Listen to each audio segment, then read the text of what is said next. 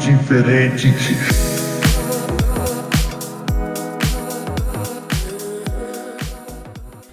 Olá, meus caros, caríssimos, caríssimas que acompanham o podcast Atitude Diferente.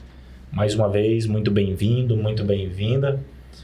E hoje, nós, integrantes da Atitude Diferente, estamos aqui engrandecidos com a presença do Edson, que faz parte, que integra aí o grande grupo do Corpo de Bombeiros do nosso estado de Mato Grosso do Sul. Seja bem-vindo, Edson. Obrigado. Tá? Uma honra tê-lo aqui, meu amigo. Eu agradeço o convite. Muito bem. E com certeza vocês poderão aprender muito, assim como nós aprenderemos, né? Para nós aqui sempre uma lição. O podcast Atitude Diferente, como vocês sabem, ele pretende sempre trazer pessoas, né, da nossa sociedade que fazem uma experiência positiva da vida, como pessoas de atitude diferente, e que vêm aqui depois dar um pouquinho dessa lição para cada um de nós, desse aprendizado para cada um de nós. E hoje é mais um dia desses encontros para que nós possamos aprender. E estamos aqui com Evandro. Oi, Joe. Muito obrigado pelo convite de eu estar aqui também. O convite não, você já é velho aqui já. Sócio fundador do podcast. Tá, obrigado. Sejam bem-vindos também, bem-vindas. E aquele recadinho, sabe? Se você tem interesse em quiser fazer parte da associação, procure ali na rua Moçambique, 588, no Jardim Centenário. Tá lá a menina Luciene, lá totalmente à disposição para atendê-los, tá? Mostrar nossas atividades que nós oferecemos ali, o que você pode participar também enquanto adulto, enquanto adolescente, enquanto criança.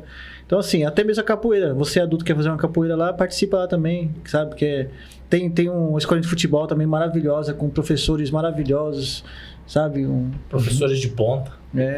Craques ali, sabe? Então, vai lá na Atitude Diferente, na associação, na nossa sede, procura a Luciene lá, ela vai atender vocês e eu oferecer o que nos cabe oferecer para vocês, tá bom?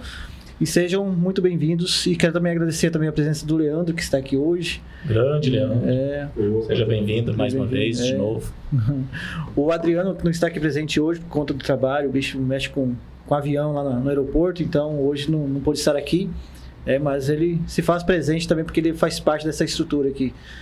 Até qualquer espacinho da mesa aqui também tem um trabalho do Adriano, né? Assim como tem do Leandro, do Giva, meu e de vocês também. Muito bem, Evandro. Só para acentuar, né, o Atitude Diferente começou justamente com uma reunião de amigos, né? E ele permanece até hoje como uma reunião de amigos, né? Começou em 2014. E hoje estamos aqui com o Edson, que é esse amigo que soma conosco, que soma dentro da sociedade. Todos nós sabemos o quão prestigiado são, né, os integrantes do Corpo de Bombeiro. Acredito eu que até quando se fala aí do nicho militar, né, qualquer um que vê o corpo de alguém do Corpo de Bombeiro, uma criança, então, o pessoal do Corpo de Bombeiro, né? A nossa sociedade, ela tem, acho que culturalmente, um certo receio do militar, né? Hoje já muito menos, mas já se teve um grande receio.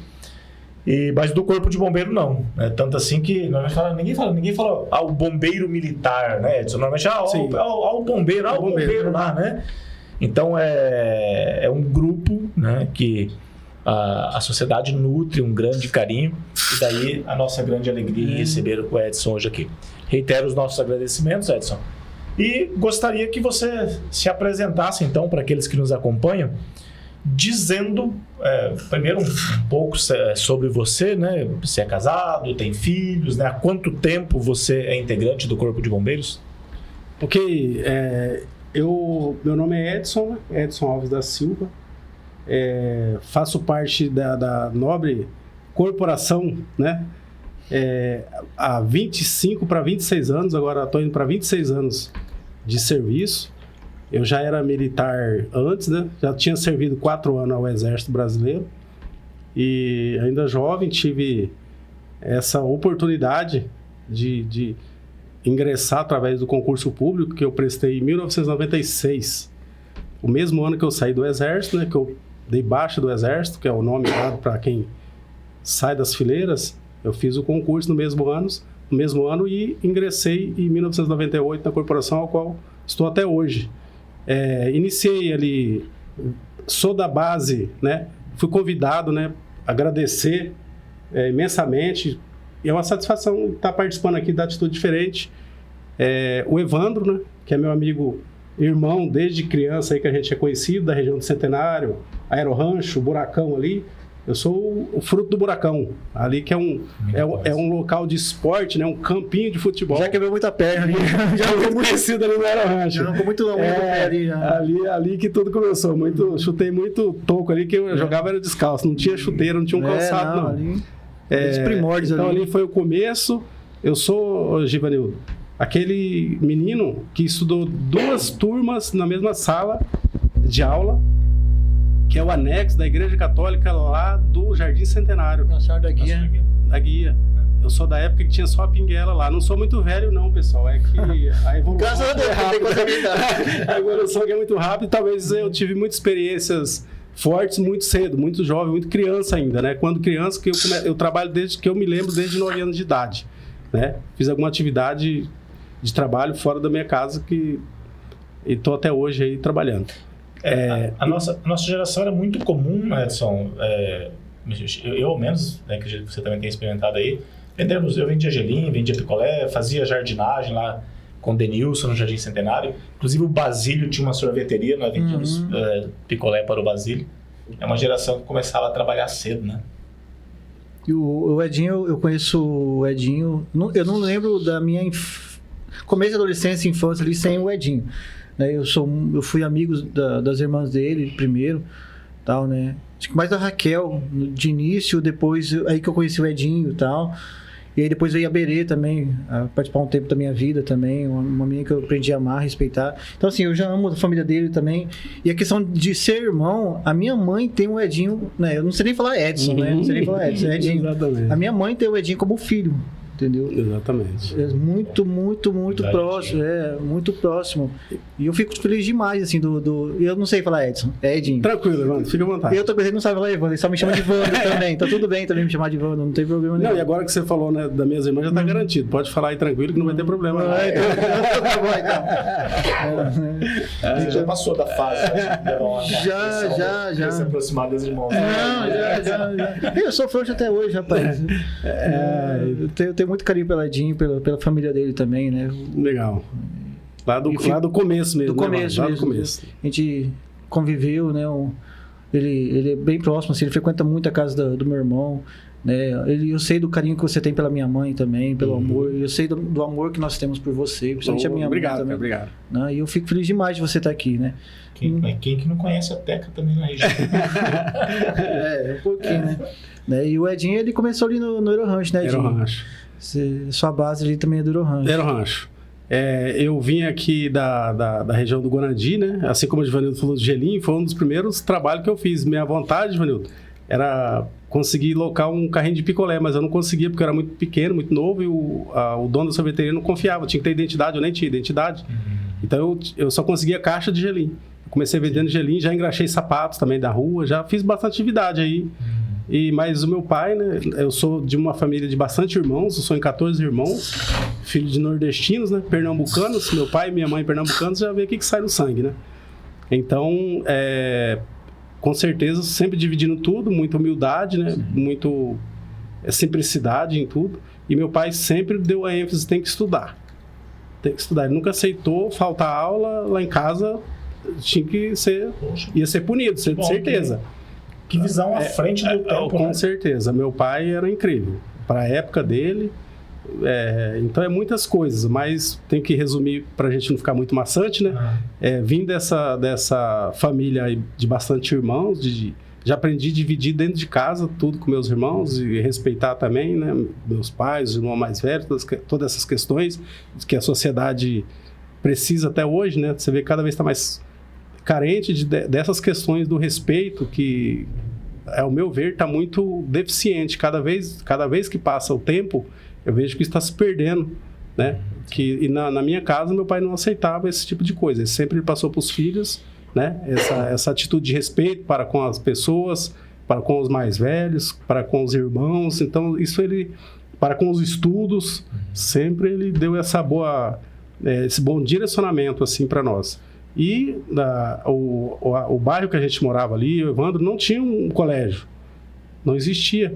Era praticamente mato ali, não tinha energia elétrica, não tinha água. Nós não somos muito velhos não, viu? Vou repetir. Você não chegou a estar no Maria Lúcia Passarela, não? Eu sou o pioneiro, né? Eu inaugurei o Passarela. Você inaugurou o Passarela? Porque na minha época não tinha o Passarela. A escola do Passarela começou a lecionar ali algumas matérias na antiga biblioteca do Eurorancho, lá embaixo, lá era uma casinha. Mas que ano que inaugurou ali o Passarela? 85 o Passarela. 85? Então, antes do Passarela, tinha lá um núcleo embaixo lá, que eu acho que o Edinho frequentava, e eu acho que fiz a creche ali.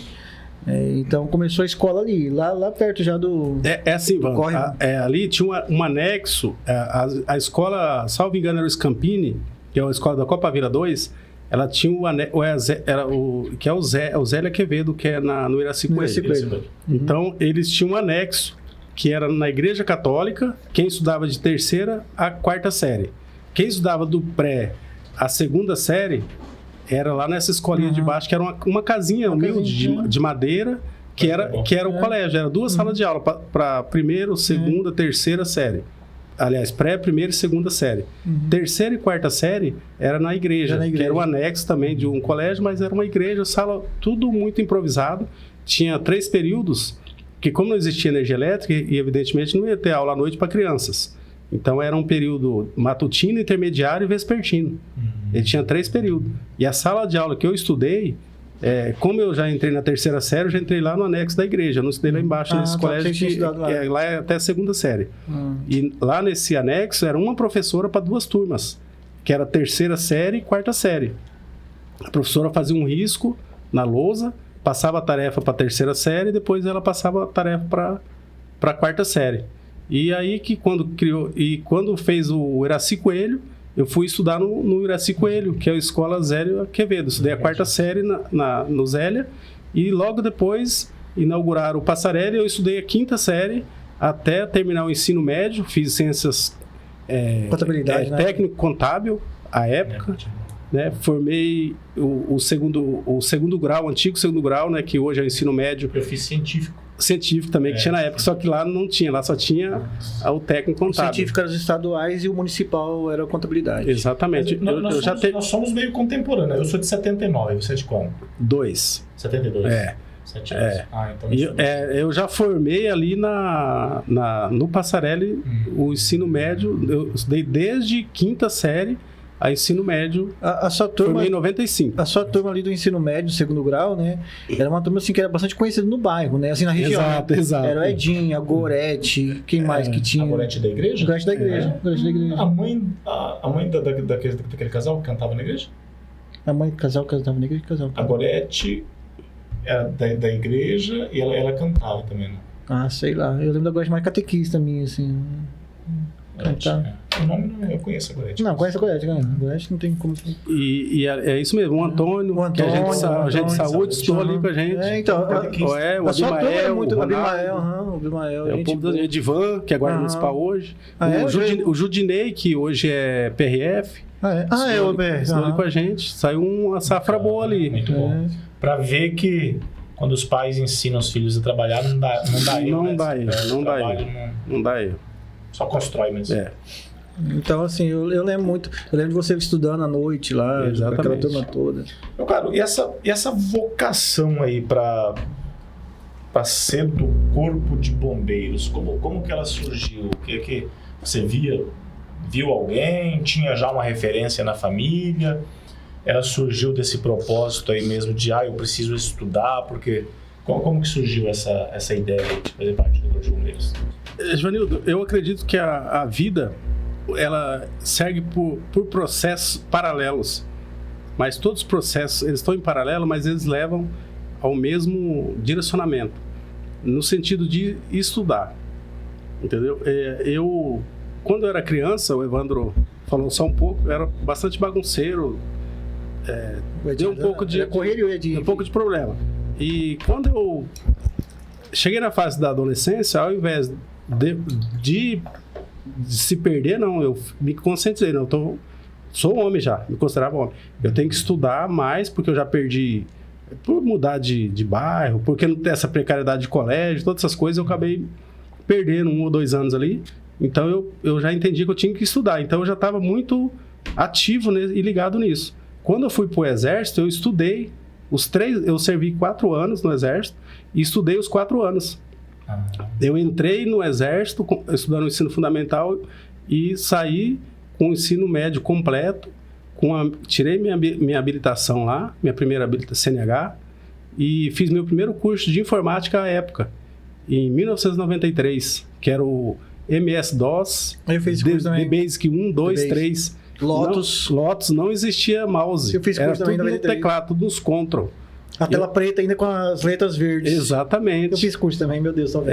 Fui soldado, fui cabo. Então ali, naquela ocasião, eu já estava numa formação boa, que eu estava estudando muito. E eu já tinha muita informação que eu tinha um pensamento de entrar num serviço público. Eu confesso que não era um sonho de criança. Meu sonho de ser bombeiro. Não era. Mas eu imaginava, como eu estava já na carreira militar, eu queria seguir uma dessas carreiras. E eu fiz, à época, o concurso da Polícia Militar e do Corpo de Bombeiro. Tive, a grata honra de ter sido aprovado nesses 2 concursos. E mais honrado ainda de ter escolhido Você fez a escolha? Fiz a escolha de ir para o bombeiro. Eu passei nas 2 corporações, porque o Corpo de Bombeiros, a partir de 89, com o advento da Constituição, ela trouxe independência das corporações. Antes de 89, o bombeiro militar, ele entrava na corporação, ele ingressava a partir do concurso na Polícia Militar. Entendeu? Até hoje é esse formato em São Paulo, que não dividiu, é um comando único. Então, quem é bombeiro no estado de São Paulo, ele ingressa na Polícia Militar e ele é o mesmo policial militar, está no bombeiro e está na PM. Aqui no Mato Grosso do Sul era assim até antes de 89. Aí quando dividiu, o Corpo de Bombeiro passou a ser independente, então tem que fazer o concurso direto para o Corpo de Bombeiro ou direto para a Polícia Militar. Não é mais a mesma corporação, Elas têm independência entre si. E aí eu escolhi, vim para a corporação. Eu já conhecia a parte militar, mas não conhecia nada da parte de bombeiro. E a partir dali, fiz um curso de formação em 98, durante 6 meses, de 5 para 6 meses. Ali foi formado a soldado bombeiro militar naquela ocasião, em julho de 98. E aí segui a carreira.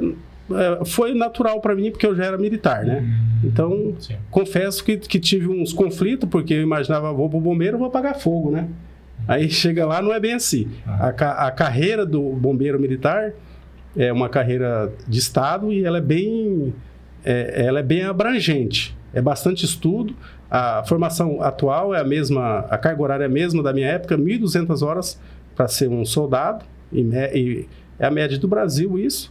E tem muitas matérias. É dividido aí nesses meses de formação só para soldado, em média, 30 matérias. E a atuação é em diversas áreas que atua, Quem entra no Corpo Bombeiro, então, não pensa que vai entrar lá e vai apagar fogo de vez em quando. Tem que estar estudando, se atualizando, em razão da abrangência. Exatamente. Também. Basicamente, para ser um bombeiro militar, o indivíduo aí, ele tem que ter uma boa desenvoltura, tanto intelectual quanto física, porque exige muito preparo físico. as atividades de bombeiro. Tanto é que a grande desistência, o número de desistência nas formações das nossas academias iniciais se dão por falta de condicionamento físico e também de regulamento, né? Como no início você falou que o bombeiro, né, é o queridinho ali da segurança pública, né? É o herói, a população nos vê como aquela pessoa que faz, que vem para ajudar, só que por trás dessa, ou paralelo a isso, ou junto com essa ideia, nós temos um regulamento militar. E quando o cidadão passa no concurso que vai para a academia inicial, ele sente, quem não teve essa disciplina na convivência dele anterior, ele sente essa dificuldade, tanto física como da disciplina, e alguns, né, que saem, a grande maioria, na verdade, é em virtude desses dois fatores. Edinho, voltando assim, lá atrás um pouco ainda, em 93, quando você fez o concurso, não era comum de nós termos acesso a diário oficial, até mesmo a jornais, não era qualquer um que comprava jornal, né, naquela época. Como é que você ficou sabendo do concurso? Alguém te avisou? Teve um mural? Porque você já não estava mais no exército, se eu não me engano. Porque eu lembro de você, ainda antes de entrar na corporação, você estava vendendo leite com meu irmão, né, cortando meu cabelo.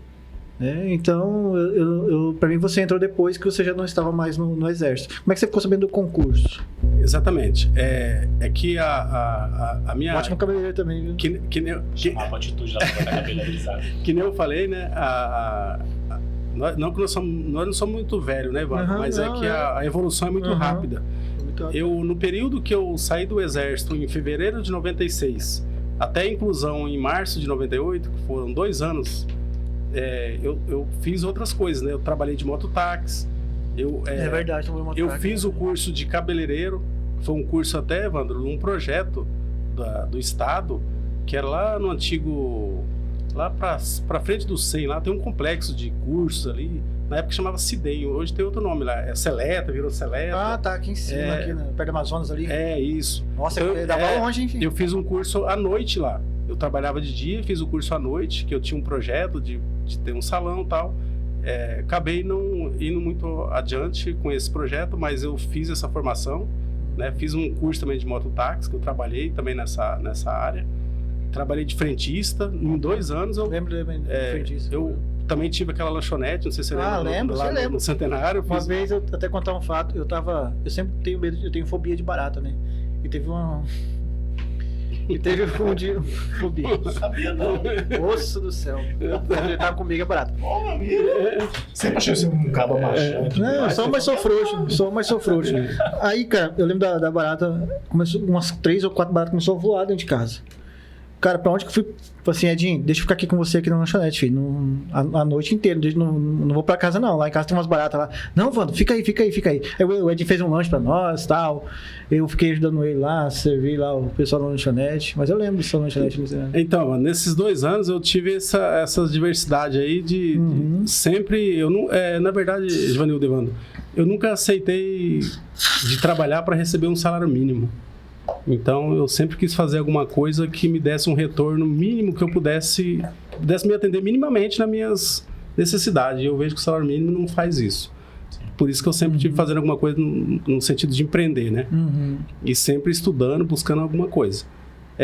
Mas a pergunta inicial, que era como eu fiquei sabendo, lá nesse período de exército, existia, né? Tem um sonho, quem está no exército, quem serviu sabe.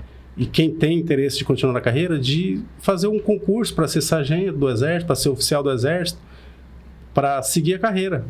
E na ocasião tinha um oficial lá que ele ficava falando para nós: vocês, meninos, vocês são meninos aí e tal, mas a vida passa rápido, vamos fazer um cursinho, tem os concursos, se você não quiser seguir na carreira militar, tem os concursos externos. Então sempre tinha. E como eu estava estudando também, né, estava no ensino regular, que eu não tinha terminado o ensino médio ainda, aliás, eu entrei cursando o último ano do fundamental, que nem eu falei para vocês daqui um pouquinho antes, né? Então, eu estava ativo nessas informações, mesmo sem ter internet, não existia, mesmo sem ter diário oficial, né? Mas eu conversava com muita gente, eu estava no núcleo de muitas pessoas, tanto na caserna, né? no exército que eu servia, como no colégio. Então, eu estava no meio que tinha essa informação, de alguma forma ela tramitava de boca a boca praticamente. E foi assim que eu tomei ciência. Mas era bem complexo. Inclusive a gente tem as histórias ali do camarada que veio muito de longe porque o Diário Oficial era muito, muito difícil você ter acesso mesmo a essa informação. Aí o camarada tinha que ir nos quartéis, ia nos quartéis, perguntava, né, quando que vai sair a próxima etapa. Era bem, bem difícil mesmo para estar atualizado, para atender as etapas do concurso. Tá bem dentro do que você falou mesmo, né? Eu tenho uma questão que eu considero assim, que me parece que é algo ali do dia a dia do militar em geral, que é a hierarquia e a disciplina. O que você, nesse tempo todo aí da sua caminhada, bastante tempo, mais da metade da tua vida já como militar, né? Já.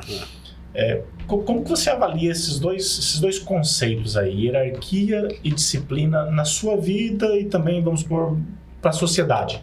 Como que você avalia isso aí?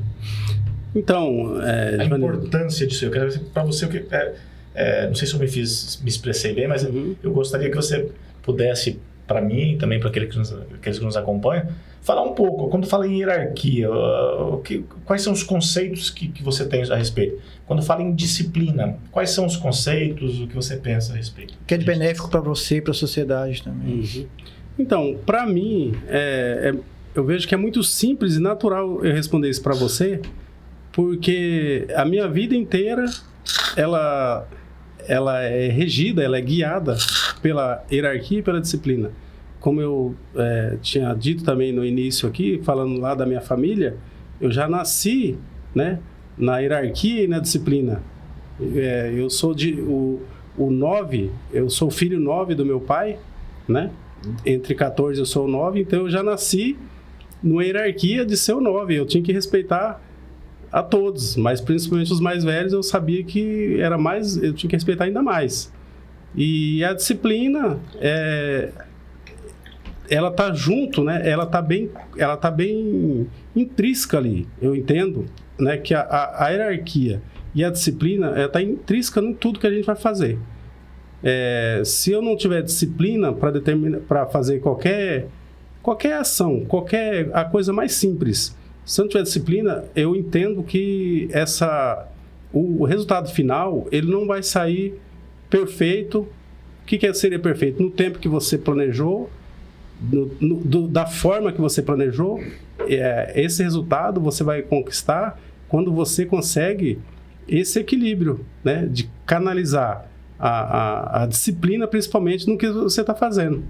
E falando de corporação, especificamente, os pilares das instituições militares, elas são justamente dois. A hierarquia é o primeiro pilar e a disciplina. Então, esses são os dois pilares das instituições militares, inclusive a que eu pertenço, que é a do Corpo de Bombeiro Militar. Então, para mim, é muito natural, Givanildo, respeitar, né, tanto as pessoas como a regra das coisas. Porque as pessoas, quando falam muitas vezes hierarquia, imagina que é só a questão militar. Não.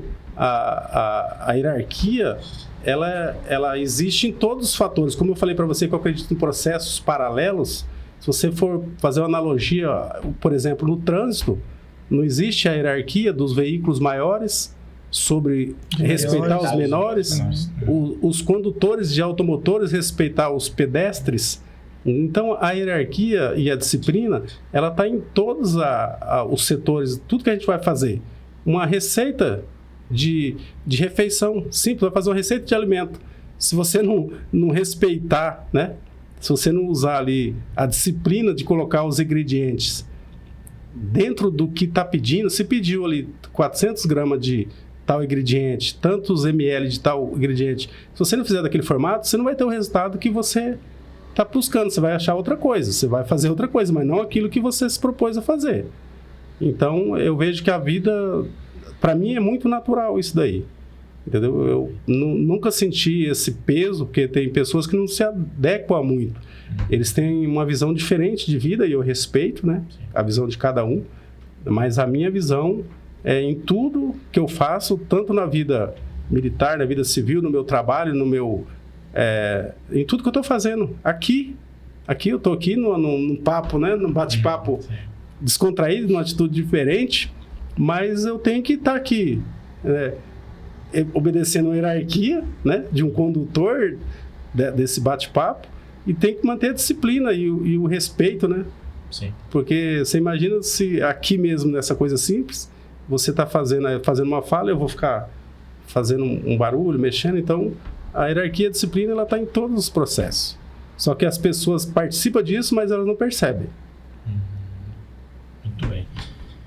Tem um conceito que ele muda muito ao longo do tempo, né? E eu vou lhe fazer a pergunta justamente porque é uma preocupação minha hoje, que é o conceito da liberdade, né? Se nós pegarmos aí o nosso tempo, o tempo dos nossos pais, nós conseguimos trabalhar bem essa questão da hierarquia, da disciplina, porque você falou, eu também venho de uma família, nós éramos 7, né? Mas o meu pai, por exemplo, família de irmãos de 14 e da minha mãe 17. Nossa. Então, nós éramos 7, mas nós misturávamos com mais 7, 8... E não é nordestino, né? Não, é mineiro. Mais 7, 8 filhos dos tios, mais os tios ainda, irmãos da mãe que eram jovens, irmãos do pai que eram jovens. Então, assim, a família se encontrava em grande número, né? E esse respeito, ele sempre existiu. E, assim, na época, Edson, por aquilo que eu me lembro, nós não tínhamos dificuldade com essa questão da liberdade, né? Porque para nós era muito simples. Existe uma hierarquia, existe uma disciplina, não era uma disciplina tão rigorosa que na época, você deve ter vivido isso aí, se tinham 2 adultos conversando, você não, Deus o livre, passar na frente, se você não apanhasse na hora ali na frente da pessoa, você apanhava depois, com certeza. E muitas vezes era até melhor apanhar na hora, que era mais rápido. Mais rápido. Depois mais rápido, era pior. Então, assim, e naquele tempo, nós nos sentimos muito livres. É interessante pensar isso aí, porque, assim, se alguém me perguntar, Júlio, qual foi o melhor período da sua vida? Quando que você se sentiu mais livre? Quando que você mais aproveitou? Foi justamente ali no Jardim Centenário, onde tinha toda essa hierarquia, toda essa disciplina, e nós tínhamos aquela liberdade de correr naqueles campos, de tomar banho no Córrego do Lajeado. Ainda era possível isso aí em 89, 90 até quando eu saí de lá em 90. Cataguavira no meio do mato. Cataguavira. Agora, hoje, quando a gente fala em hierarquia, disciplina e liberdade, me parece que existe aí outros critérios, né? A gente vê muitas situações de crianças, jovens, até mesmo o seu filho, o meu filho. Eu tenho hoje um adolescente de 16 anos e uma pré-adolescente de 10. A forma como eles se comunicam conosco é muito diferente. A liberdade deles para falar é muito diferente, né? Mas ainda a gente vê assim que nós, por sermos dessa geração, conseguimos ainda manter uma hierarquia, uma disciplina dentro desse conceito que você colocou. É muito simples, né? A hierarquia e a disciplina está na nossa vida. Mas aí vem a minha pergunta. Como que você vê essa nossa geração hoje com relação a essa questão da hierarquia, disciplina e liberdade? Você acredita que estamos caminhando bem? Está tudo certo? Você tem alguma preocupação com relação aos limites da liberdade, da disciplina e da hierarquia? Ou isso aí nem te incomoda? O que você... Não chega a ser um incômodo, mas traz reflexões. Eu percebo que tudo também que existe, né, na vida da gente, tem a forma que você vai utilizar. E se você usa para o lado do bem, você vai ter um resultado bem. Se você usa para o lado mal, você vai ter um resultado mal. A tecnologia é a grande diferença que eu vejo da nossa época para hoje, é a tecnologia. E principalmente com o advento da internet, da rede social. Porque as informações que nós tínhamos, igual o Evandro perguntou anteriormente, como você ficou sabendo, se não tinha esse acesso fácil da informação? Sim. Era muito localizada. Tanto que quando a gente ia curtir um som aqui, o Modern Talk, por exemplo, que eu curti bastante, e gosto até hoje do flashback, lá em São Paulo, meus irmãos já moravam em São Paulo. Quando eles vinham passear aqui anualmente, ele falou, pô, mas vocês estão curtindo isso aí? Não, lançou agora. Ele já estava curtindo há mais de ano lá. Então, a comunicação, ela era mais restrita, mais regional, mais local. Então, nós tínhamos muito dependência e pelo conhecimento que nossos pais e as pessoas mais velhas tinham. Isso é a impressão minha, né? E hoje, muitas das vezes, os filhos, eles estão ouvindo, ou se espelhando, né? Ou obedecendo pessoas que é alheio ao dia a dia dessa pessoa, da família dessa pessoa. Porque a pessoa, tô falando da juventude, da juventude principalmente. Hoje eles estão enclausurados nos seus quartos, interagindo com pessoas do mundo inteiro. Entendeu? Então, o que está acontecendo no Japão, usar como referência de distância, eles instantaneamente podem estar sabendo aqui, dentro dos seus quartos. E a pessoa da nossa geração, as pessoas da nossa geração, nós não nascemos com a tecnologia, a juventude sim. Então, naturalmente, eu percebo que nem todos os pais estão próximos dessa tecnologia.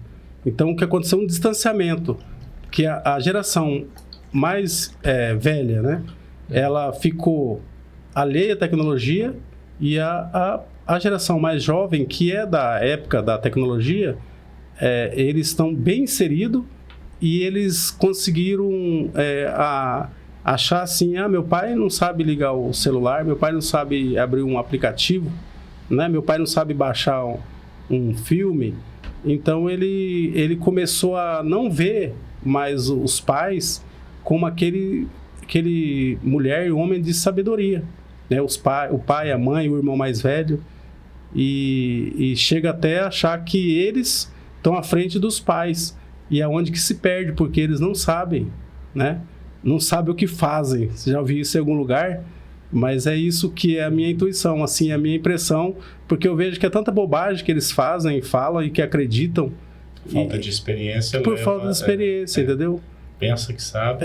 E a parte ruim, como eu falei também, né, no início do raciocínio, é que se você pega essa tecnologia, que é excelente, se você for olhar a tecnologia em qualquer área, principalmente na área alimentar, agricultura, da produção de alimentos, se você for analisar aí uma produção de cana ou plantação de soja, as máquinas que cortam o eucalipto para fazer a celulose ali, uma máquina faz o trabalho de, sei lá, de quantos homens? 500 homens, uma máquina faz em 12 horas, o trabalho de 500 homens faria em um mês. Eu já plantei milho naquela tipo uma cabucatezinha assim, que você bate fechada, abre. Vai abrindo e vai crescendo a semente, né? Eu morei em sítio até 7 então, anos. a tecnologia, ela é necessária hoje. Até porque, a partir dos anos 80, salvo engano, a população urbana passou a ser maior do que a população rural. Então, nós estamos falando de uma época de população rural. Até essa questão de ter um monte de filho era porque era ideia rural. Os filhos tinham que trabalhar, né, para ajudar os pais. E a tecnologia hoje, ela veio justamente para manter as pessoas na cidade. Porque a máquina está trabalhando lá para 1.000 homens em poucos minutos. Estou falando sem nenhum uns dados, né, palpáveis aqui, estou falando por pensar.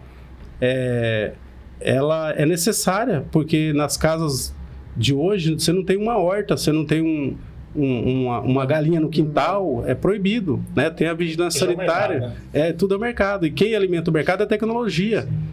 Então, quando essa tecnologia é canalizada para o bem, ela é necessária. Hoje não tem como não você adianta ver essa tecnologia. Só que a forma que a juventude está usando é que eu me preocupo, ou que eu fico a pensar, entendeu? O que será desses jovens, né? Usando a tecnologia da forma que está usando. E muitas vezes isso é mutilação do seu próprio corpo, crenças em algo bem diferente do que seus pais aprenderam com seus avós, né?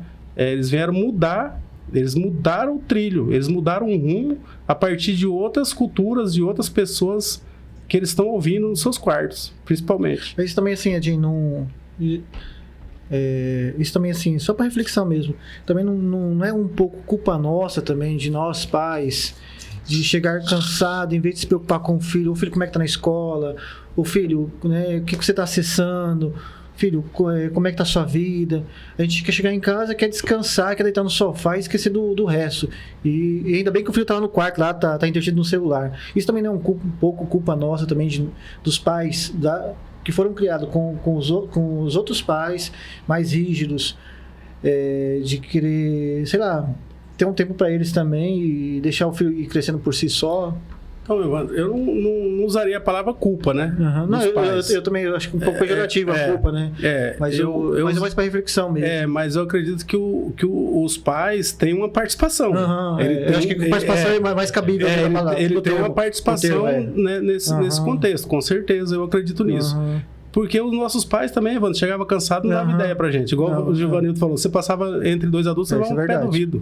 Entendeu? Então, nem por isso a gente ia fazer uma estripulia. E se fizesse também, a gente ia ser cobrado disso aí pelos próprios pais.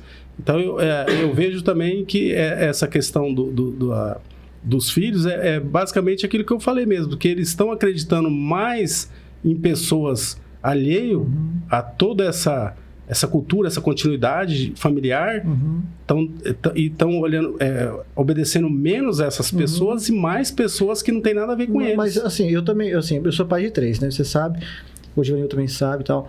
Eles não moram comigo, mas quando eles estão comigo, nas férias, nos finais de semana, feriados, eu procuro exigir deles uma postura de que eu fui cobrado, como, por exemplo, me chamar de senhor. Às vezes, meu filho ou minha filha me chama de você, ô pai, você. Eu falo assim, não, peraí, eu não sou seu irmão, pô, como é que é você, né? Então, assim, eu cobro isso, mas não de uma forma agressiva.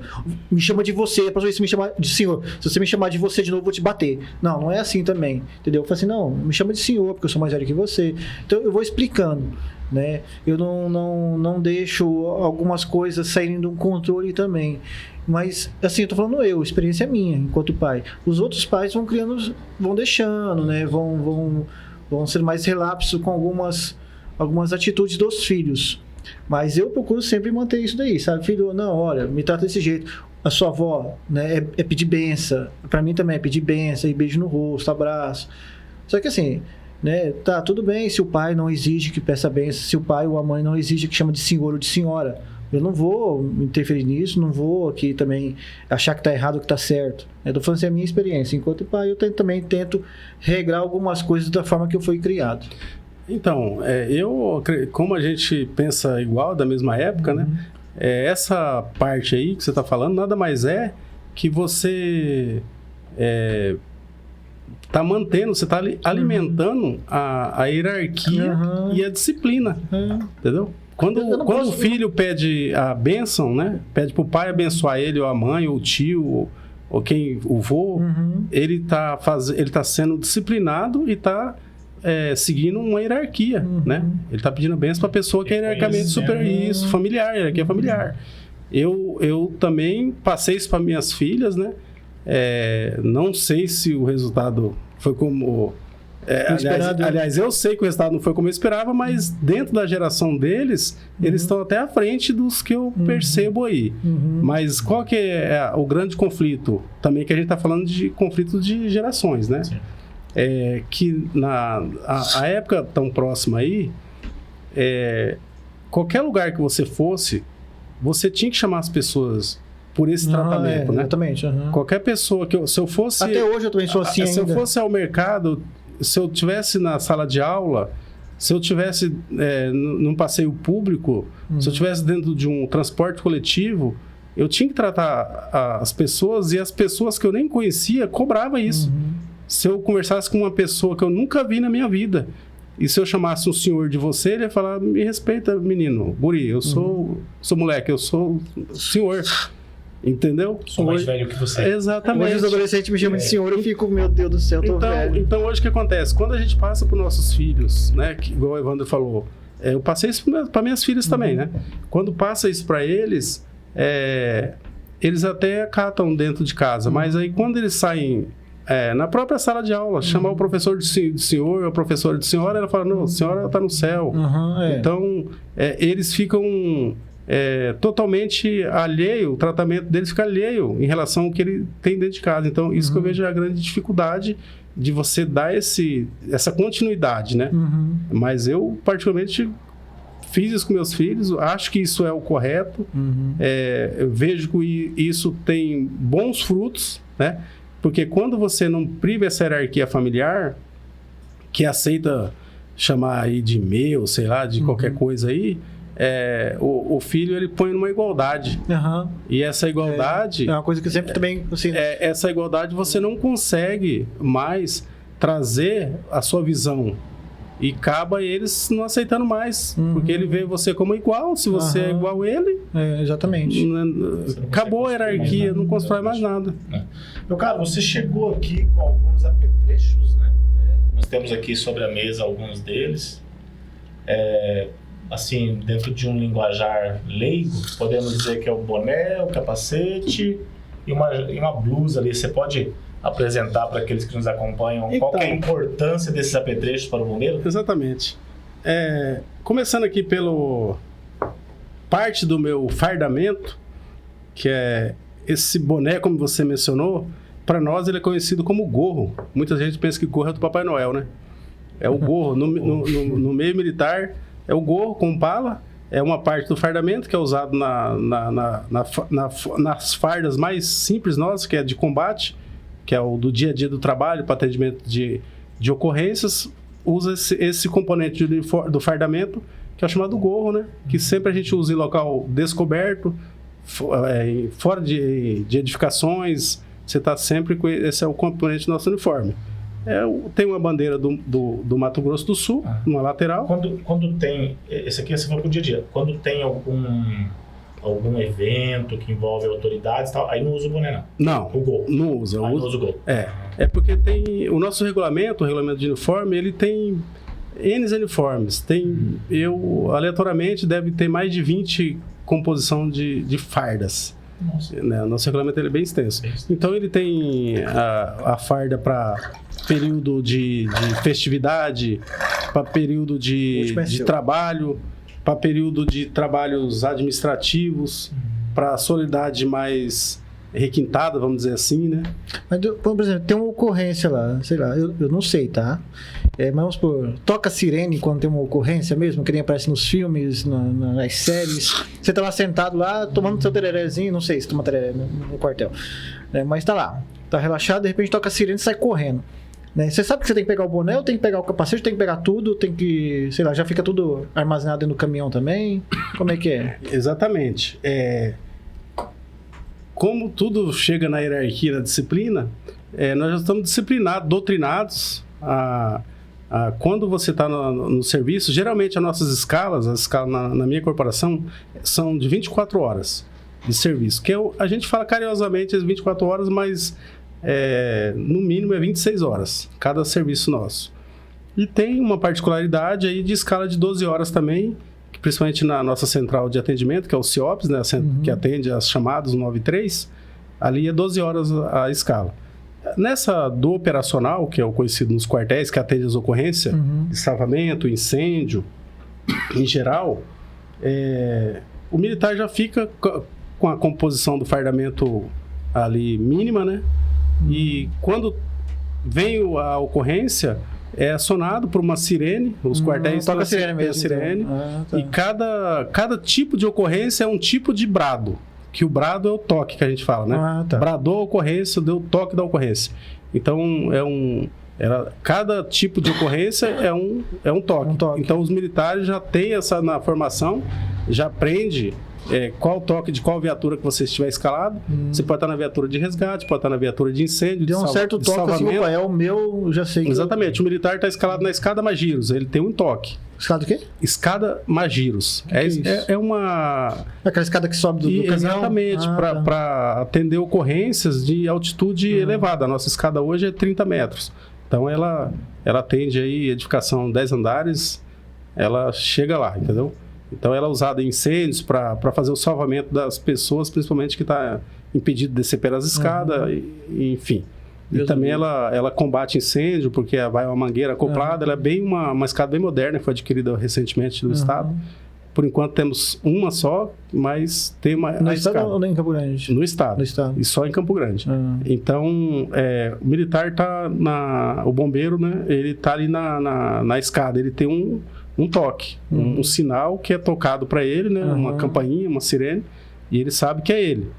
Tocou incêndio. As viaturas que atendem o incêndio, que está envolvida, sabe que é quem é. Então, cada um já tem. O resgate, que é o que mais sai, né? O que mais atende acidentes, né? O cara deve ficar doido, então, quando sai a escala dele, pô... É bastante. Quem está no dia do serviço, no resgate, principalmente, nem a farda você tira, né?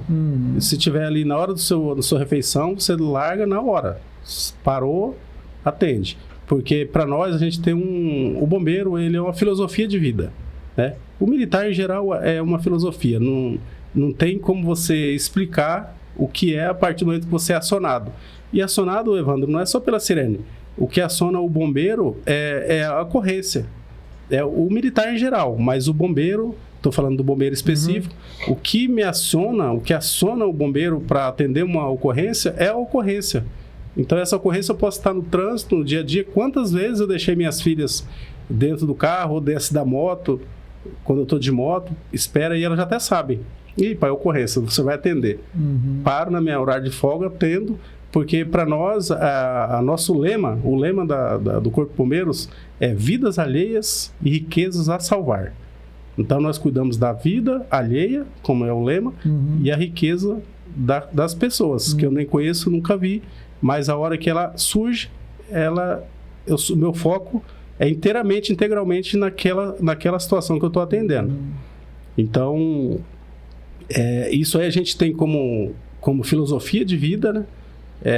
E não foi nenhuma nem duas vezes que eu acordei pensando que estava atendendo ocorrência, porque quando você está nessas 26 horas praticamente de trabalho, você não dorme de fato, mas você tem a liberdade. Nos quartéis tem sala de TV, né? Tem a sala de internet, você tem o refeitório, você tem a quadra de esportes. Você tem um horário, normalmente, que pode ter instrução, ou outras, que o bombeiro sempre está em instrução, né? A gente tem um outro lema que é missão fácil, né? Treinamento fácil e o atendimento fica fácil, né? Você faz instrução, o atendimento fica fácil. Se você não faz instrução, o atendimento fica difícil, porque você não tem... Tem dificuldade no atendimento. Exatamente, porque você tem que estar ambientado com os materiais, porque o bombeiro ele não atende só com a parte de conhecimento manual, ele tem que ter um material. E por isso que trouxe parte do material aqui que eu vou mostrar, né, que é o EPI. Isso faz parte do nosso fardamento, que é uma composição básica. E esse capacete, ele é um equipamento de proteção individual, né? É um capacete bem arrojado, bem sofisticado. Bem sofisticado, por sinal. É a última geração que é usado no mundo inteiro esse tipo de capacete. Ele é padrão, então, mundial. Mundial usa... porque a tecnologia, voltando à tecnologia, eles estudam isso, apresentam para as corporações, né? Tudo testado. E pode pegar nele assim? Pode pegar. Esse capacete ele é usado principalmente em incêndio. Incêndios em geral. Ele é um material, uma espécie de uma composição, uma fibra, algo bem resistente para... Eu não sei precisar qual é a capacidade de resistência, mas ele é bastante resistente a uma queda que o bombeiro possa ter ou algo que possa cair na cabeça dele. Então, ele é uma composição bem resistente. Ele tem uma viseira prateada, né? Ela tem uma viseira cristal, transparente, e tem uma viseira prateada. Essa daqui. Dá visibilidade de dentro do fato? Total. Essa viseira prateada, ela tem como eu disse que isso é um equipamento de proteção, ela tem uma proteção anti-reflexo. Então aqui a caloria do ambiente, porque o ambiente vai estar, eu não sei precisar o grau aqui agora, mas vai estar uma temperatura bastante elevada, onde que esse bombeiro vai estar fazendo a entrada, né, nesse ambiente confinado, ambiente gasado, é o ambiente que todo mundo já saiu e que eu tenho que entrar lá, né? O bombeiro vai entrar lá. Então essa parte dourada aqui, ela tem uma ação, né, de desviar essa temperatura do olho do militar, que ele vai estar observando para progredir no terreno, né? E ele é uma jugular para ficar bem fixo. Aqui essa parte prateada na nuca, ela serve para proteção também, para evitar se cair algum objeto quente ou muita temperatura, para ele evitar de cair dentro da farda da parte da capa, que é a capa de proteção que vai no corpo, né, que protege o corpo do bombeiro. Esse aqui protege a nuca para não cair nenhum objeto de calor ali dentro. Pelas costas aqui. Isso. Então ele protege aquela parte, né, do pescoço, principalmente. E esse é o capacete. Você chegou a usar ele alguma vez? Não esse, né? Que daqui é novo. Esse é novo, eu trouxe para mostrar, né? Mas chegou a utilizar alguma vez o capacete? Já utilizei. A maior parte das ocorrências que eu atendi é mais na área de salvamento e resgate. Mas não tem como você ser bombeiro e não utilizar o capacete, né? Às vezes você chegou já a ter experiência de ter que subir na escada, resgatar o pessoal pela escada, essas coisas? Já atendemos algumas ocorrências. Inclusive... O psicológico tem que estar bem preparado, né, Tim? Então, que nem eu falei para você, o bombeiro, o militar, é uma filosofia. E quando você vai para atender uma ocorrência, você não consegue muito ficar medindo essa questão. A missão em si, ela é mais forte do que o medo, do que qualquer outro temor. Uhum. Uma vez alguém me perguntou por que as pessoas subiram, os bombeiros subiram na World Trade Center se o prédio estava caindo. Falei, cara, o bombeiro sabe que ele fez um juramento. Quando a gente forma lá nas academias, tem um juramento que é feito. Então a gente faz um juramento que vai atender, né, a ocorrência, mesmo com o risco da própria vida.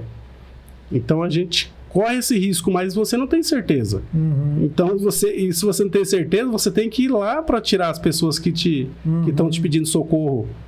Então aí Deus que sabe a hora certa, se você vai entrar e vai sair, ou se você vai entrar e vai ficar. E é o que eu falo para eles. Eles não sabiam que... Não, claro. Eles não tinham certeza que ia cair, senão... Mas se tivessem a certeza, também tivesse uma vida de alguém gritando socorro, ele estaria de uma forma. Ele ia porque... o último socorro. Inclusive, uma das últimas ocorrências que eu atendi o ano passado, sobre escada que você falou, eram os trabalhadores que estavam num balancinho, uma espécie de balancinho, que fica na parte externa dos edifícios para fazer pintura, né? Trabalho de pintura. E teve um rompimento de um dos cabos que é estrutural desse suporte que eles ficam ali. E eles ficaram pendurados, ventando. E na ocasião a escada foi acionada e eu estava numa viatura de salvamento. Nós fizemos...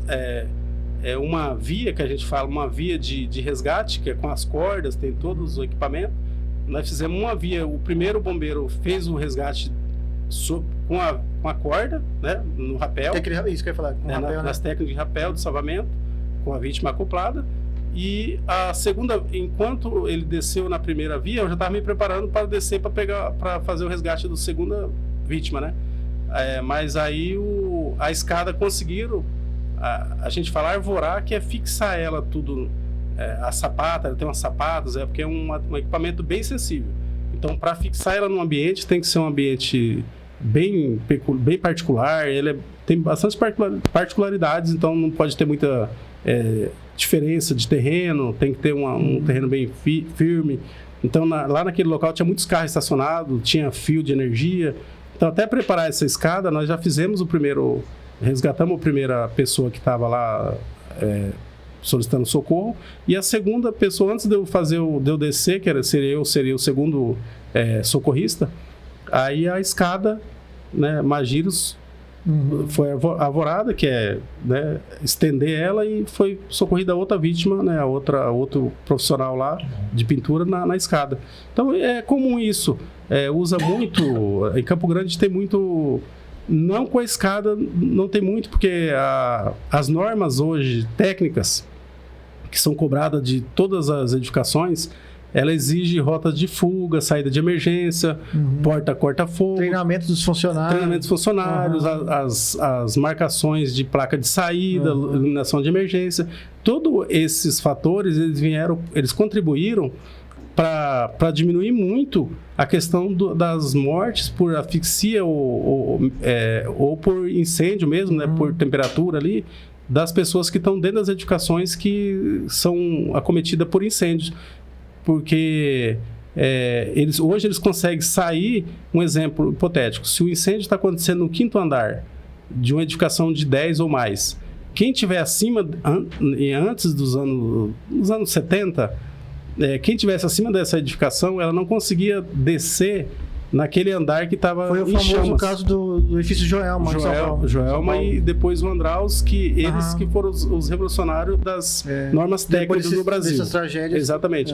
Então hoje, se tiver acontecendo um incêndio no 5º andar, né, do exemplo, quem tiver acima desses andares, ele consegue se deslocar, né, em sentido de fuga, de sair da edificação, ele passa pelo andar que está o incêndio, e ele fica separado pela escada enclausurada, que a gente fala, e a porta corta-chamas, que ela tem uma certa capacidade de resistência de ficar sem pegar, né, sem entrar em combustão por um bom tempo. Então as pessoas conseguem sair daquele local. Mais tempo suficiente para. Exatamente. Então precisa menos de usar a escada, porque tem essas normas, né? Nesses anos todos que você está já na corporação, aqui em Campo Grande não teve casos de incêndio em edifício, não? Teve? Tem bastante. Tem, mas porque como tem essas normas e o bombeiro fiscaliza muito, inclusive os engenheiros aí, quem está nas edificações sabe aí que é bem complicado assim. Porque eu não me recordo de difícil assim. Mas você fala com tragédia, assim? Não com tragédia. Não, pegou fogo mesmo, por exemplo, no edifício. Edifício 26 de agosto, digamos. Lá no 10º andar, pegou fogo lá. Então, porque, Evandro, a eficiência hoje, né, como tá as edificações, ela traz assim uma certa facilidade, vamos dizer assim, para esse incêndio, quando ele ocorre, não expandir. Então, não dá muita proporção, porque ele não propaga. Até mesmo no andar ele já tem uma extintora. Isso, já tem todo o sistema de hidrantes. E o bombeiro também, ele tem uma certa agilidade nessas respostas. Não demora muito. Qualquer ponto de Campo Grande, não vai demorar. Nós temos uma carreta, né, que sai, ela fica ali no quartel da Costa Silva. Ela é a que tem maior capacidade de reservatório de água transportada. Aproximadamente 40 mil litros ela transporta. Uma carreta, ela desloca aí, questão de 10 a 15 minutos, ela está em qualquer ponto de Campo Grande, para apoiar as viaturas de menor potencial, de 4 mil a 8 mil litros de água. Essa chega primeiro e depois chega a outra carreta para dar o suporte. Então, as técnicas, né, e as táticas que são empregadas aí pelos militares, homens e mulheres da corporação, ela está muito aprimorada, a gente treina bastante, a gente... Você já chegou a apagar fogo com incêndio, com aquela mangueira lá, assim? Já. Então, eu fiz treinamento daquilo com aquelas mangueiras lá. O jato é forte. Uma potência. Se ligar na potência... Não, mas eu peguei... Então, no colégio que nós trabalhamos lá, eu não lembro qual que era a minha parte. Nós recebíamos o treinamento, né? Os funcionários. Recebemos o treinamento... Você fazia parte da CIPA, né? Não fiz parte da CIPA, não. Mas eu fazia... Como eu trabalhava à noite, eu era o que... Se desse algum incêndio no colégio, eu fui treinado para que fosse o primeiro a ir para o combate contra o fogo, né?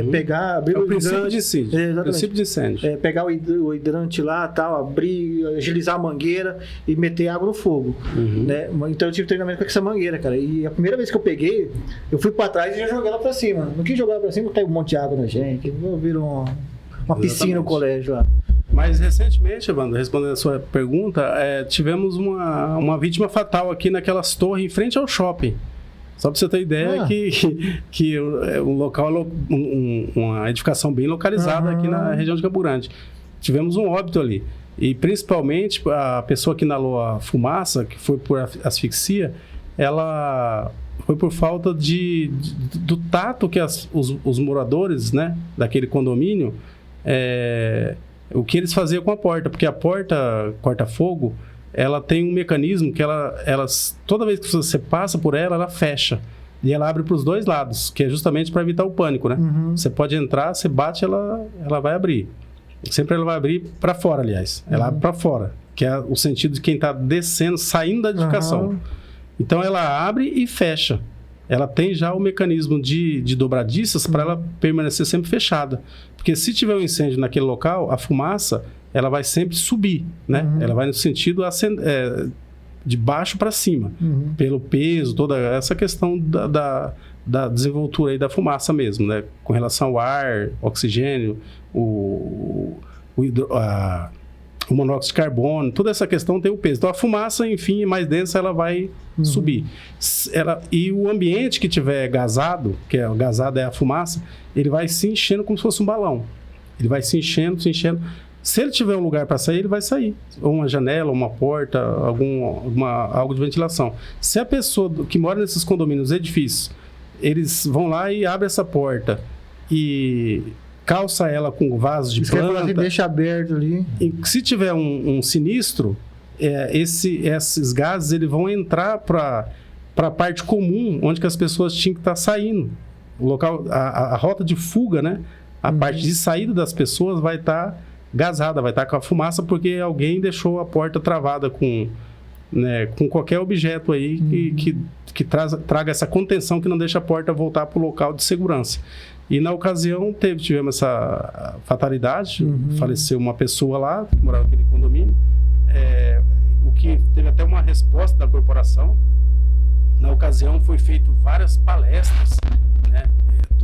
Praticamente todos os edifícios de Campo Grande foi mandado equipes, né, da corporação, foi montada equipes de emergência ali para fazer palestra de conscientização dessas pessoas para respeitar as regras de segurança dos condomínios que eles moram, né, que habitam.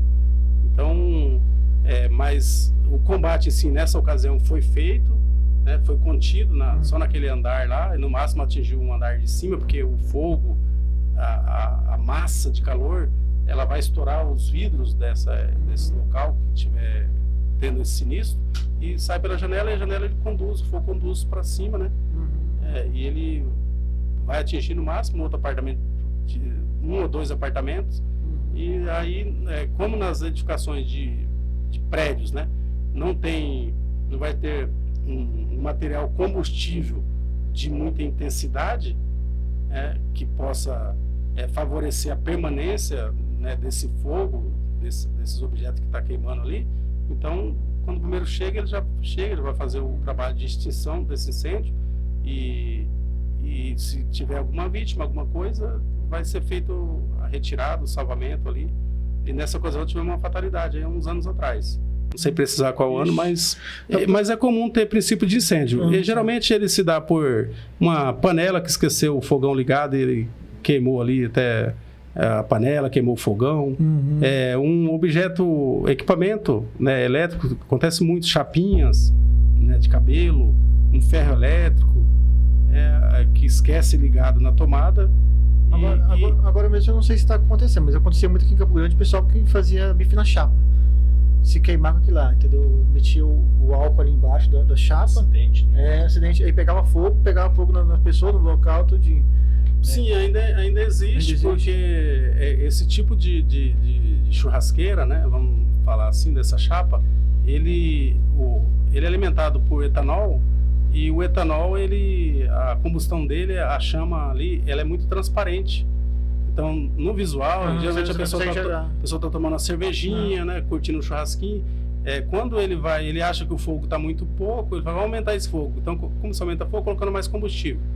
Aí, a maioria das vezes, eles não viu que ainda tinha fogo lá. Eles imaginam que não tem, porque é muito transparente. E eles fazem o procedimento inadequado de tentar colocar. Geralmente, o álcool está num recipiente, ou uma garrafa, algo do tipo. quando ele vira essa garrafa em direção a esse local que já está o fogo, o álcool, a temperatura que existe ali, ele é conduzido para esse líquido, né? Porque o líquido não pega fogo, na verdade, né? O que entra em combustão é o gás. Só que o álcool, o etanol, ele é tão volátil, né? Que ele, só em você abrir a tampinha do recipiente, você já vê os gases evaporando. Aquele gás lá que o fogo vem. E a pessoa assusta, se isso acontece acidente, e naturalmente ele tende a jogar. E acaba jogando esse recipiente que ele está em chamas, né? Nas pessoas que estão próximas. Ele joga para se livrar e acaba... Isso quando não cai nele mesmo. Né? Quando não cai nele mesmo. Então, para esse tipo de evento, o ideal é a pessoa ter um pano úmido, e antes dele alimentar normalmente é um recipiente que está o fogo, ali que está o etanol que é colocado no fogo, é um tubo de poucos milímetros de diâmetro, né? Então, o ideal é pegar um pano úmido e fazer um abafamento, que a gente fala, um método de abafamento de extinção de incêndio, de fogo, né? Você vai fazer um abafamento ali e tem que ter certeza que esse fogo se apagou antes de você reabastecer esse local aí. Por isso que eu prefiro churrasco, filho. Muito mais simples. Na brasa acaba esse problema. E o álcool que a gente usa no churrasco não pega fogo. Não pega, não. Só ingerido. Edinho, teve um menino que veio aqui, ele é guarda municipal. Ele relatou algumas coisas, tudinho, né? Ele falou assim, que a única coisa assim, que um pouco mexe, não é que mexe com ele, mas assim, porque ele é pai, né? Então eu falei assim, cara, olha, né? Aquilo ali me dá um baque assim de primeiro, mas aí eu tenho que ir para o ocorrência e tal. Que em relação assim, a atendimento com crianças, bebês e tal. Você passou por isso também? Até mesmo parte, você já fez parte de alguém? Eu já tive ocorrência nesse sentido aí. Mas assim, como eu falei para você, da filosofia de estar na profissão ali, é uma filosofia. Você é uma espécie de transe, chega a ser um transe. Pelo menos para mim, para a maioria, é isso que acontece. Que você não... O bombeiro é um negócio interessante, Ivan. Muitas profissões tem como a pessoa fazer uma separação. Um é rico, um é pobre, outro é preto, outro é branco, outro é japonês, outro é anão, outro é não sei o que, um tem perna, não tem perna. Para nós não tem isso. Existe sim esse lado emocional de envolvimento quando é criança, né, que é o que você está mencionando. Mas, em geral, o atendimento nosso ele é muito frio, né? Você tem que chegar, você tem que resolver. Porque o bombeiro, a gente entende que muitas vezes, e hoje em dia está falando muito, que a última instância é o STF, mas a última instância é o bombeiro, para nós, entendeu? Quando chama o bombeiro, não tem mais a quem a gente chamar, né? Todo mundo nos chama, mas não tem quem a gente chamar. Nós somos a última instância para a solução de emergência. Eu sei até o número do bombeiro que do SAMU, pra você ter Que legal, é o 93. 93. O SAMU eu não sei, não consigo lembrar. E não é puxando para o nosso lado, mas hoje não tem outra instituição que atende emergência, urgência e emergência como o Corpo de Bombeiro.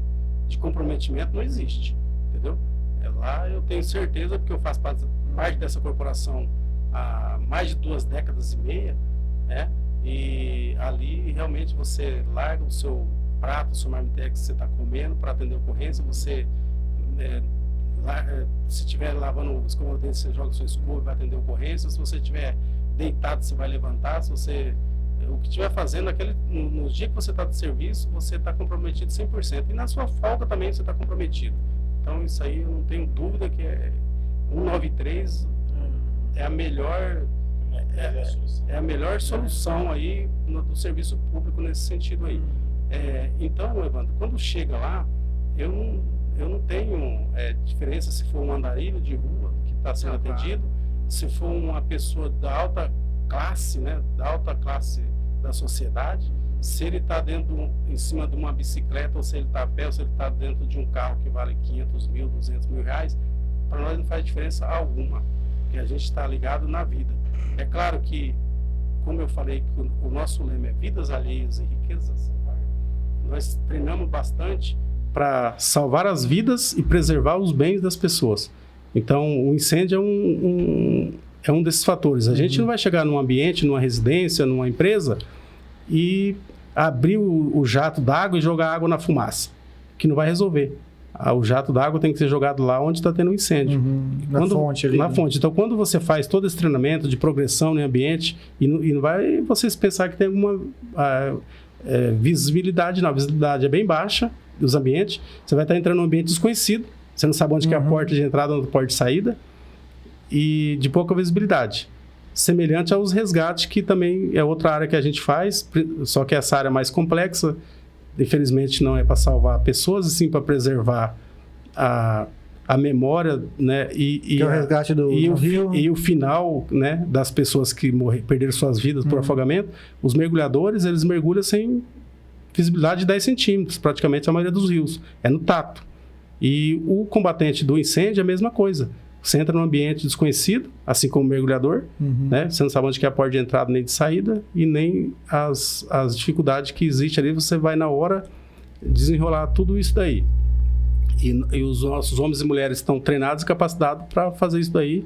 E é o que eu também faço parte dessa corporação, que eu estou falando aqui de mim, né? Claro. Eu vim aqui para falar da minha pessoa e não da corporação, mas naturalmente algumas horas tem que falar sobre isso. E só um minutinho, em relação às crianças, realmente você fica ali meio... o seu lado emocional fica meio comprometido, né? Mas na maioria das vezes, eu já atendi ocorrência com criança, você tende a sentir esse peso depois que termina a ocorrência. Mas durante o atendimento, você está fazendo todos os procedimentos que você treinou para fazer dentro da sua excelência, mas depois vem essa parte que você falou, né? Porque você vê ali uma criança, não é simples. Inclusive, uma ocorrência que eu atendi há uma época, de uma pessoa embriagada, que estava dirigindo o carro com a filha, com a esposa, duas filhas, uma de 1 ano e 8 meses, outra de 3 anos, a esposa e a sogra. Nesse acidente que o camarada ingeriu bastante bebida alcoólica, inclusive tinha ligação para o 90, 93, falando desse cara que estava dirigindo com instabilidade no bairro ali, bateu de frente numa caminhonete e coube a minha viatura, que era o resgate à época, que eu saí daqui da Costa Silva para atender lá no Santa Emília. Nós atendemos essas duas crianças, foi eu que fiz o resgate, porque já tinha outro bombeiro de folga lá, como eu falei para vocês, que ele já tinha atendido. Quando eu cheguei, ele já estava com as crianças, uma em parada cardiorrespiratória, que era de 1 ano e 8 meses, e a de 3 anos ao lado dele, só com escoriações, mais chorosa ali e tal, e já, a partir daquele momento, já assumia o atendimento dessas crianças, e uma a gente conseguiu, né, preservar a vida dela, e outra, infelizmente, nós fizemos todos os procedimentos, mas ela veio a óbito. Nós entregamos lá na Santa Casa, né, que a gente passou para a equipe médica, ela com o batimento cardíaco, mas infelizmente o trauma foi muito forte, e não resistiu essa criança de 1 ano e 8 meses à época, e faleceu também nesse mesmo acidente a mãe dessas crianças e a sogra. Só ficou vivo a pessoa que estava conduzindo embriagado e essa criança de 3 anos. Foi um negócio muito forte. Tragédia. Mas aí a hora que a gente está trabalhando, a gente não percebe isso, mas depois fica só, né, vem essas coisas à mente da gente, natural, que a gente é ser humano também. Né? Mas eu não percebo, mas quem tem um contato com a gente, que fala, né, que essa frieza, com o tempo você acaba ficando frio, que se alguém perder a unha perto de mim, eu não vou ficar muito preocupado. Eu vou saber que está tranquilo, né? Enquanto quem não está acostumado de ver esse tipo de acidentes, vai ter outra reação, né? Mas para nós que é a nossa rotina de trabalho, né? Ver ou participar desse tipo de situação, traz uma certa frieza no decorrer do tempo, né? Naturalmente. Sim. Eu até já nessa mesma linha, de repente até vai ser esse o fato, mas eu gostaria de saber, teve algum atendimento nesses seus 25 anos aí que você considerou assim, mais difícil? Falando, olha, me marcou, ou foi mais difícil porque exigiu de você um esforço físico muito grande, ou foi mais difícil pelo impacto daquilo que você viu? Tem algum que você destacaria para nós? Ou não? Todos eles se encaixam aí dentro daquilo que é o dia a dia? Não, basicamente, eu até resumi, como você mencionou, esse dessas crianças é uma coisa que ficou muito tempo na minha mente. Quando eu falo dela, parece até que foi hoje, né? E tem também de um casal de idoso, uma vez que a gente atendeu lá em Jaraguari, porque lá nós não temos base, né? A base que atende Jaraguari sai de Campurande. Um capotamento, capotou a viatura, um casal de idosos, chegamos lá, ele estava de mão dada, os dois conversou com a gente atendeu eles. Só que esse tempo que, né, para ir lá, depois retornar, deixamos no Proncor, infelizmente os dois perderam suas vidas na decorrência desse acidente, mas é um negócio que marcou, porque você chega ali, conversa com as pessoas, atende as pessoas, depois a pessoa vem a falecer, fica bem marcante, mas não a parte física, Joanildo, é mais a parte emocional, psicológica que a gente sente. Pelo menos para mim, a parte física, as ocorrências, eu nem percebo. Porque a gente treina também, a gente tem que ter uma capacidade mínima física de treinamento. Você falou da questão da capacidade física. Exatamente. A gente acaba até desistindo, porque quem consegue chegar lá o caminho tem que estar com esse preparo. Exatamente. Então, eu nunca me deparei com uma ocorrência que eu sentisse o físico, e sim o emocional, aí, o psicológico. Eu tenho duas perguntas, cara, que é o seguinte. Você falou assim de tragédia e tal, né? Do falecimento, mas teve alguma ocorrência que você saiu de lá assim, cara, eu arregacei hoje, cara, olha, hoje eu fui o cara, sabe? Tem alguma ocorrência desse tipo assim? Tem algumas, mas infelizmente, Evandro, assim, quando a gente está no dia a dia, a gente percebe, no início a gente tem essa euforia, vamos dizer, lado eufórico, mas conforme vai passando o tempo, você percebe que nós somos um componente da natureza. Como eu acredito, e respeito para quem não acredita em Deus, mas eu acredito, que o resultado final a gente acaba nem sabendo e nem tomando partido de lá saber, porque não é bom a gente participar. Porque tem muitas pessoas que a gente leva para uma unidade hospitalar, bom, conversando, e ele falece. Esses aí eu sei, porque a gente voltou depois, no mesmo dia, outras vezes no hospital, a gente sabia da informação. Mas tem muitas pessoas que a gente leva para uma unidade hospitalar conversando, e essa pessoa pode ter uma consequência de morte. E muitas pessoas que a gente conduz a uma unidade hospitalar com muito gravidade, né? Muito gravemente ferida, né? Ela pode ter um resultado posterior diferente. Então a gente não acompanha essa parte. Então, quando a gente é novo, a gente fica foi legal pra caramba, foi bacana, arregacei. Principalmente a ocorrência de pessoas que caem em plano. Cai dentro do córrego, que tem vários córregos que passam aqui pela perímetro urbano de Campo Grande, tem muito esse tipo de ocorrência. É uma ocorrência legal, que a gente vê muita satisfação de ter usado muitas técnicas, né? Você tem que usar bastante técnica para que você treina. Quando você treina, você quer aplicar o que você treinou. Sim. Então, quando você vê o resultado desse treino na prática, ele é muito gratificante. Muitas vezes não é nem uma coisa muito grave ali para nós, né? Mas é muita satisfação você ter o resultado que você treinou, você pôr em prática, colher esse resultado aí, principalmente. E a questão, por exemplo, né, você citou que em Campo Grande tem muita questão da ocorrência, principalmente deve ter no trânsito, né? E deve ficar algumas coisas na cabeça na sua cabeça, alguma coisa. Você tem algum acompanhamento psicológico, alguma coisa? A corporação te dá isso? Ou você procura no particular mesmo um acompanhamento psicológico? Assim, olha, eu não sei, aquilo ali tá na minha cabeça, né? Eu queria... Então, a nossa corporação, ela existe um setor, né? Psicossocial, que tem toda uma estrutura. Não existe assim um acompanhamento rigoroso da corporação, mas ele tem a disponibilidade de fazer o tratamento. Sim. Eu nunca precisei, que é bem complexo aí, porque você nunca vai falar que você vai precisar, dificilmente. Tem pessoas que conseguem perceber, mas é muito difícil. É quando as pessoas que estão ao seu redor te informam. Eu nunca precisei. Mas é perceber as coisas que estão acontecendo com você. Você está muito elétrico, você está muito agitado, você está tremendo. Mas eu sempre procuro, Evandro, me apoiar, né?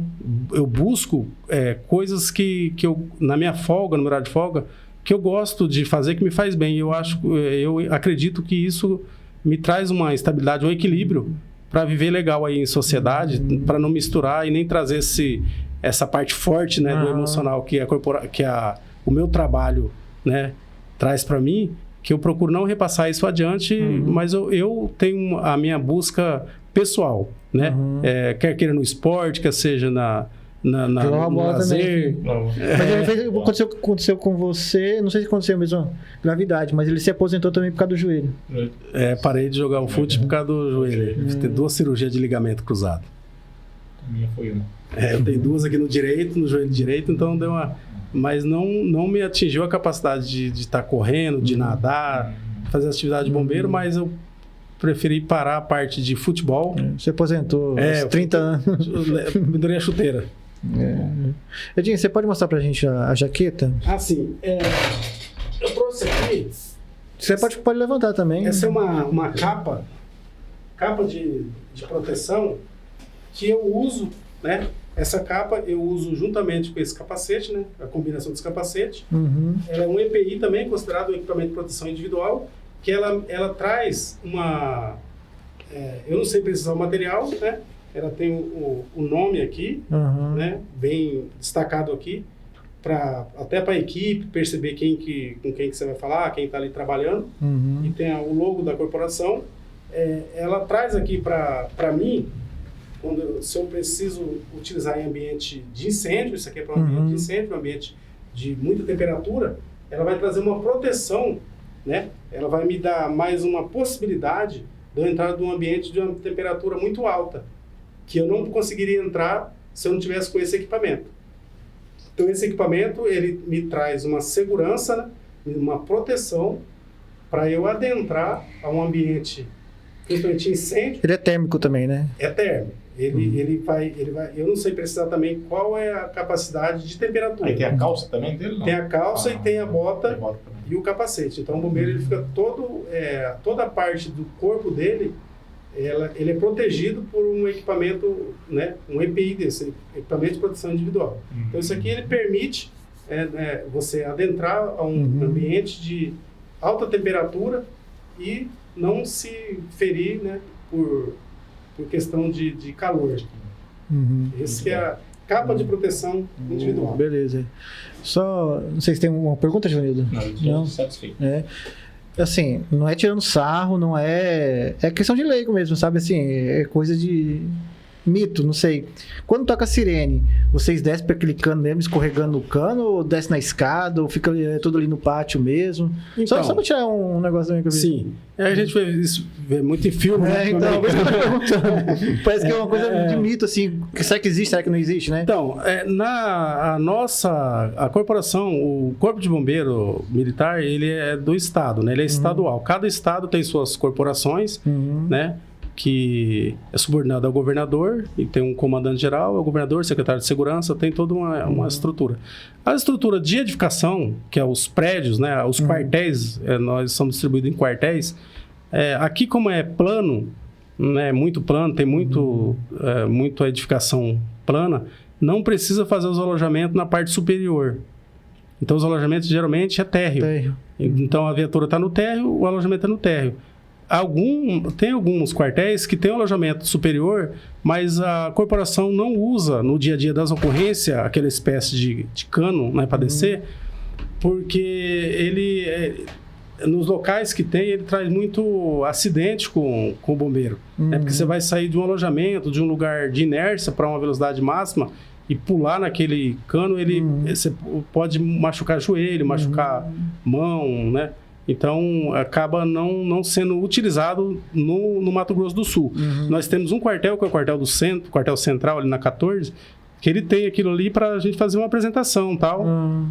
Mas no dia a dia, desce pela escada mesmo, que é mais seguro. Mais seguro. Mais seguro. Eu preferia a escada também. Mas, assim, eu queria muito te agradecer, tá, Edinho? Por você ter aceito o convite, ter vindo aqui, conversado conosco. Sabe, eu tenho orgulho de falar que eu tenho um amigo bombeiro. Legal. Não sei se é bombeiro que fala, né? Isso aí, bombeiro. Não, beleza. Então, assim, eu tenho muita gratidão, até mesmo por você, por estar na minha vida, sabe? Por ter me visitado um tempo também que eu estava mal, entendeu? Que foi após a separação, você esteve ao meu lado. Fui almoçar na sua casa, convenceu, né? Eu lembro muito bem daquele almoço lá, comi pra caramba, o dia inteiro comendo. Cozinha bem pra caramba. Legal. Tenho muito carinho por ti mesmo e muito obrigado, Edson. Isso aí, mano. Muito obrigado, Edinho. Obrigado. Eu que agradeço aí. Estou sempre à disposição, que nós somos irmão, né? Claro. Nós somos amigos mais que irmão, mais que amigo mais que irmão, o que for aí. E como eu falei aqui, né, Givanildo, que eu acredito no paralelo das coisas, tudo é um paralelo. Para mim, tudo é processo, tudo na vida é um processo, as coisas são feitas em processo, como se fosse uma receita, né? Tem vários ingredientes que chegam no resultado final.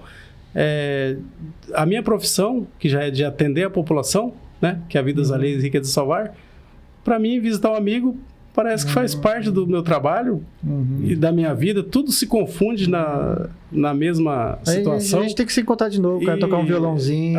O Evandro toca, hein? Só engano, só engano. Música. Só engano. Ele é muito bom. Toca, canta e conquista as meninas. Aí você já tá... Você é um ótimo mentiroso.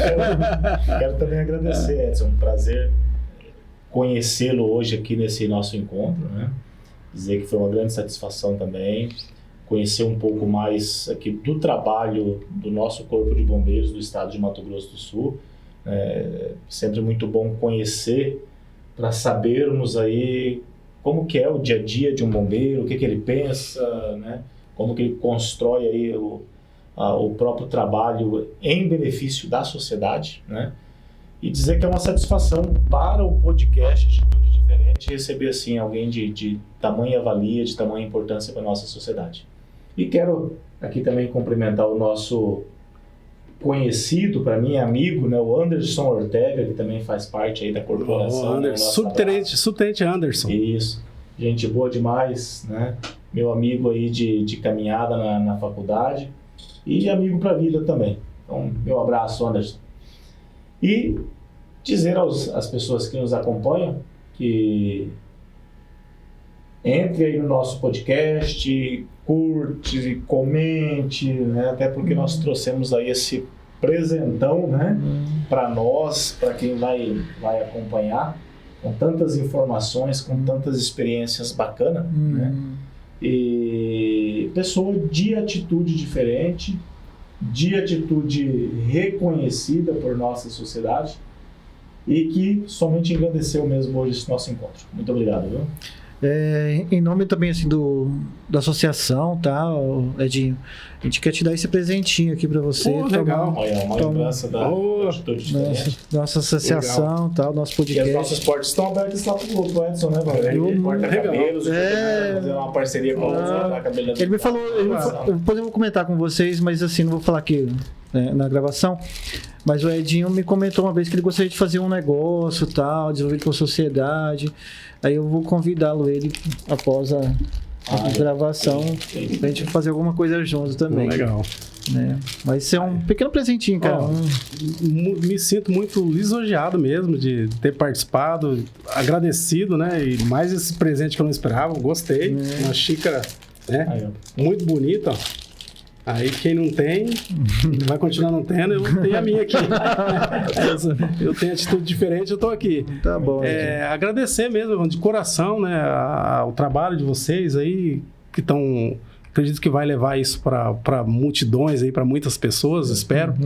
E começar a agradecer lá, né, da minha família, a Deus primeiro, que, né, proporcionou tudo isso, a meus familiares, a meus amigos que vieram desde... tive infância em Guanandi, depois de Aero Rancho, Centenário, Corporação de Patrulheiros Mirim, que fui Mirim, os meus amigos do Exército, turma 1992 a 96, que eu servi ali no 20 RCB, que tem uma turma muito grande de cavalaria ali, de reservistas, e meus amigos do Corpo de Bombeiros, né? E todos meus familiares, com certeza, estão tudo no hall ali de agradecimentos, e muito, muito feliz por ter participado aqui, né? E ter conhecido vocês pessoalmente. E tá aqui com meu irmão Evandro sempre. Valeu, obrigado. Irmãos por tabela. E aqueles que pensam um dia de seguir a trajetória que eu segui, né? Quer passar para os seus filhos, ou para os sobrinhos, ou conhecido, ou para você mesmo que está assistindo esse programa, é estudar. Não tem outro caminho. Estudem, foquem nos seus objetivos, hierarquia e disciplina. Um abraço para vocês. Um abraço. Atitude diferente.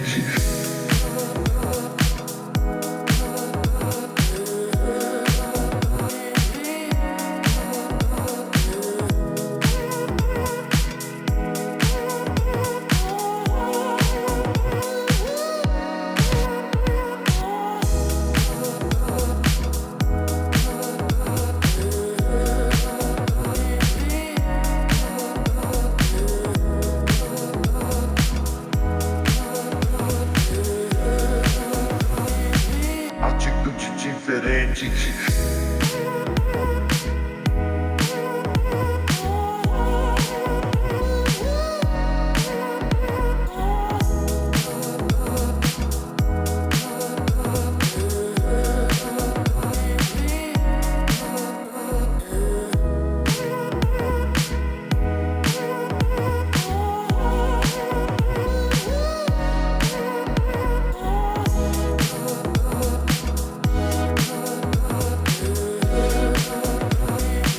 Atitude diferente.